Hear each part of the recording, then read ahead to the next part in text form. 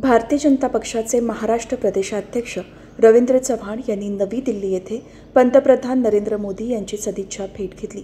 या भेटीत महाराष्ट्र भाजपची संघटनात्मक घडामोडी, आगामी कार्यक्रमांचे नियोजन आणि पक्षवाढीची दिशा याबाबत सविस्तर माहिती चव्हाण यांनी पंतप्रधान मोदी यांना दिली।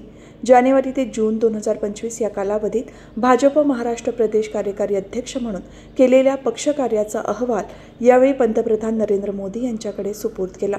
या पक्षकार्य अहवालात महाराष्ट्रात बूथ पातळीवर सुरू असलेले संघटन कार्य, सदस्य नोंदणी मोहीम, पदाधिकाऱ्यांचे प्रशिक्षण, संपर्क अभियान आणि महिला युवा आघाड्यांच्या उपक्रमांचा सविस्तर आढावा आहे।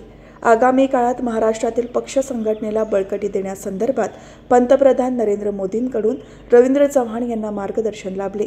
चव्हाण यांनी महाराष्ट्रातील संघटनात्मक कामाचा आढावा पंतप्रधानांना सादर केला। यानंतर पंतप्रधान नरेंद्र मोदींनी चव्हाण यांचे अभिनंदन करत त्यांना पुढील वाटचालीसाठी शुभेच्छा दिल्या।